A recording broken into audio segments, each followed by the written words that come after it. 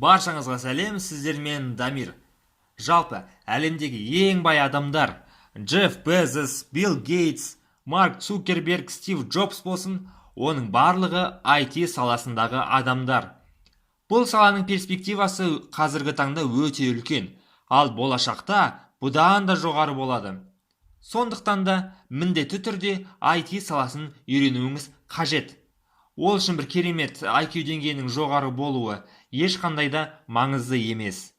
Неден бастау керек деген сұрақ туындайды, иә? Программалау тілдерін үйренуден бастау керек. Программалау тілдері, яғни бағдарламалау тілдері дегеніміз, ол программаны құру үшін қажет. Мұндай тілдер өте көп, мысалға C++, C#, Java және тағы басқа. Ал біз Python тілін үйренуден бастауды ұсынамыз. Неге Python? Себебі ол үйренуге өте жеңіл, қолдану аясы өте үлкен. Мысалға, оның көмегімен компьютерден бөлек смартфондарға мобильді қосымшалар жасауға болады, деректерді өңдеуге болады, автоматизация, жасанды интеллект, веб-сайттар жасауға болады. Барлығымыз білетін Instagram, World of Tanks, Battlefield ойындары осы Python'да жазылған. Және ең бастысы, Python программистерге сұраныс жыл сайын артуда. Ал бүгінгі сабақта біз енгізу шығару операторларымен танысамыз, диалогтық бағдарлама құрамыз және де калькулятор жасаймыз. Өте қызық болады, кеттік. Python'да жұмыс жасау үшін оның бағдарламасын ең алдымен компьютерге орнатып алуымыз қажет. Ол үшін бар болғаны Googleға скачать Python деп жазасыз. Python.org деген сайтқа кіреміз. Download Python батырмасын басамыздағы программаны компьютерге орнатамыз. Бағдарлама орнатылып болған соң IDL ортасын жүктейміз. Бізде Python Shell деген программа ашылады. Бұл қарапайым интерпретатор. Яғни бұл жерде жазған кодымыздың нәтижесін бірден көруімізге болады. Мысалға, 2 санды қосу операциясын жасап көрейік. 5 қосу 6. Интер батырмасын бассақ, 11 деп шығарып береді. Енді көбейтіп көрейік. 8 көбейту 7. 56. Керемет. Ал енді бөліп көрейік. 10-ды 3-ке бөліп көрейік. 10 бөлу 3. Интер басамыз. 3 осындай нәтиже шықты. Енді бүтін бөлігін ғана шығарайық. Мына 3-ті ғана табайық. 10-ды 3-ке бөлген кездегі. Ол үшін бүтін бөлігін алу үшін 10 деп жазамыз. Бөлу амалын 2 рет қоямыз. Бөлу 3 дейміз. Сол кезде бізге бүтін бөлігін ғана шығарып береді. Қалдығын тауып көрейік. Қанша қалдық қалады екен 10-ды 3-ке бөлген кезде? Ол үшін тағы да 10 деп жазамыз. Пайыз белгісін қоямыз. 10 пайыз 3 дейміз. 1 шықты. Неге 1? Себебі 3-ті 3-ке көбейтсек 9, 10-нан 9 алып тастасақ 1 қалдық қалады бізде. Ал енді достар, код жазуға көшейік. Ол үшін File, New File таңдаймыз. Бізге блокнотқа ұқсас текстік редактор ашылады. Барлық кодты осы жерге жазатын боламыз. Экранға hello, яғни сәлем деген сөз шығарып көрейік. Ол үшін print деп жазамыз. Print, жақша ашамыз. Жақшаның ішінде тырнақша ашамыз. Тырнақшаның ішінде кез келген текст жазуымызға болады. Енді осы жерге hello деп жазайық. Hello. Run батырмасын басамыз. Run модуль таңдаймыз. Немесе жай ғана F5 батырмасын бассаңыздар болады. Программа сақтаймыз. Мен рабочий столға атауын 1 деп бере салайын. Керемет, hello деп шығарып берді бізге. Ал енді келесі. Сәлем, сен кереметсің деп бізге айтсын. Ол үшін тағы да print деп шығарамыз. Print. Сен кереметсің, яғни you are cool деп шығарып берсін. You are cool. Леп белгісін қояйық. Қосамыз. Сақтаймыз.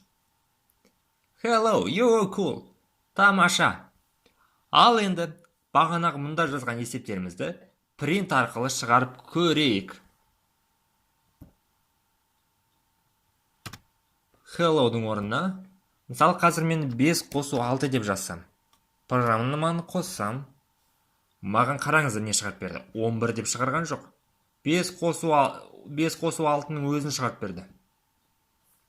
Яғни, бұл жерде кез келген бұл цифраларды текст деп түсініп тұр компьютер.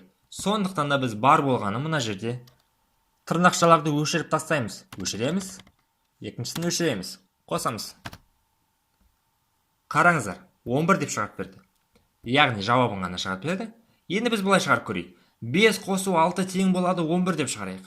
Ол үшін мынаны қайтадан тырнақшаның ішіне қоямыз. Тырнақшаның ішіне қоямыз. Қайтадан тырнақша. 5 қосу 6 тең болады.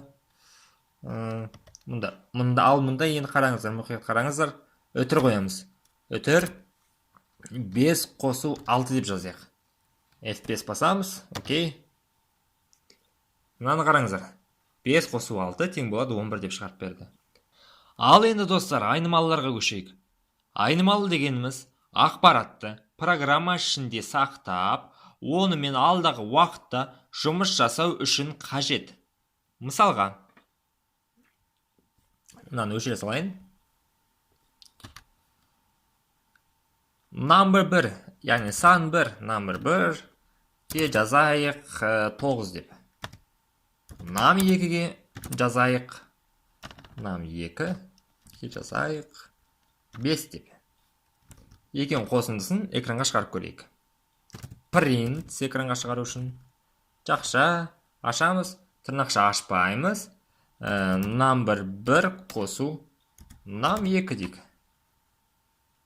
F5 басамыз. Окей. 14 шығарып берді. Сонда айнымалы дегеніміз компьютердің жадысында қандай да бір ұяшық ашады да, мысалы қорапша дейік. Соған 9 деген цифраны сол қорапшаға салып қойдық мысалы. Number 1-ге сақталды. Енді оны алдағы уақытта осы цифра ретінде жұмыс жасай берсек болады. Ал егер мен былай деп жазсам, мысалы number 1-ге мына жерде number қайтадан жазайын, 3 деп жазып қояйын. Сонда қараңыздар. Number 1 деген қорапқа біз 9 деп жаздық, ал нам 2-ге 5 деп жаздық. Енді нам 1-ге қайтадан 3 деп жазатын болсақ, ішіндегі 9 өшіп қалады да, number 1 енді бізде 9-ға емес, 3-ге тең болады. Сонда 3-ге 5-ті қосады компьютер. Қосайық.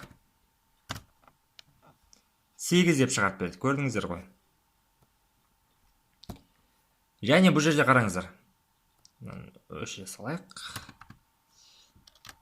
Бұл жерде айнымалының атауына кез келген сөз жазсаңыздар да болады. Мысалға, жай ғана әріп те қойсауға да болады. А тең 1 десеңіздер да болады. Мұнда Б тең 3 деп тұра берсін. Number 1 деген бізде жоқ, қате береді, сондықтан мұнда А деп жазамыз, мұнда Б деп жазамыз.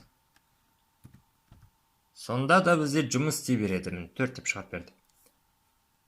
Бірақ біз бұлай жазуды ұсынбаймыз. Себебі код үлкен болған кезде А, Б, С, Д деп өте көп айнымалар ашылған кезде сіз қай жерге не сақтағаныңызды таппай шатасып отырасыз. Сондықтан мұнда түсінікті болу үшін жай ғана қазақшада жаза берсеңіздер болады. Сан 1 деп қойыңыздар мысалға. Өзіңізге де түсінікті, басқаға да түсінікті. Сан 1-ге мынандай, мына жерде сан 2 деп жазып қойсақ болады. Енді бірақ мұнда айнымалының атауына кез келген сөз жазсаңыз болады. Бірақ та айнымалы саннан басталмау керек. Мысалы 3 сан деп жазсам, мұнда print дұрыстап қойық. Сан 1 қосу 3 сан қосып көрсек, қазір қараңыздар, қате берді. Яғни цифрадан бастауға болмайды. Цифра мына жерде соңында тұру керек. Сан 2 мысалға. Сан 2.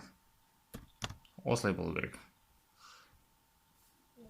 Сал болып қалыпты. Сан 2. Енді айнымалылардың типтеріне көшейік. Айнымалының, мысалы, мына қораптардың, ашқан қораптарымыздың типтері болады. Біз қазір мұнда бүтін сан жазып қойдық. Яғни бұның типі бүтін сан. Бүтін сан бізде int деп жазылады. Int integer.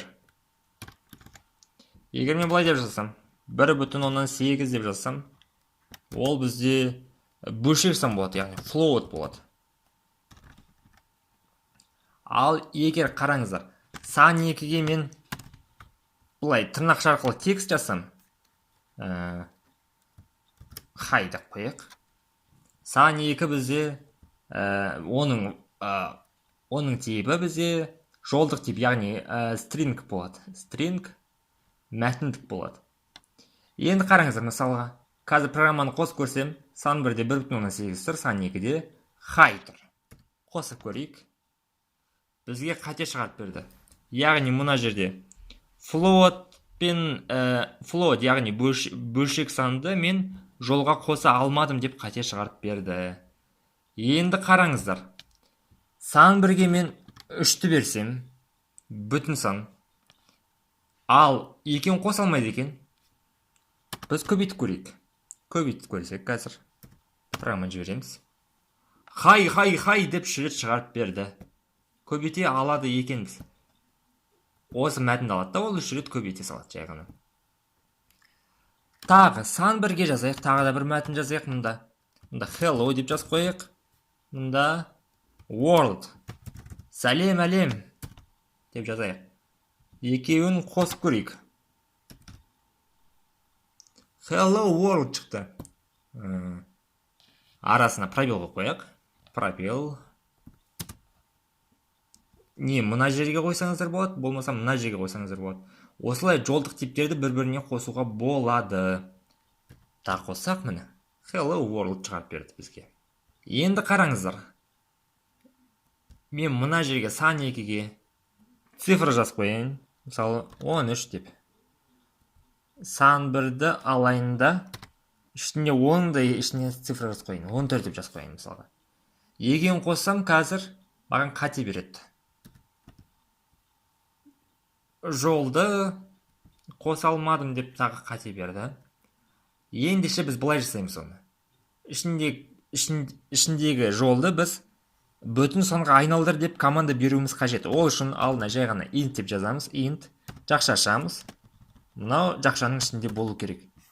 Ол мына жолдық типті алды да бүтін санға айналдырып сан 1 деген қорапқа жазды. Екен қосындысын шығарамайтын көрейік. 27 тамаша шығарып берді бізге. Осылайша форматтарын ауыстыруға, бір-біріне түрлендіруге болады.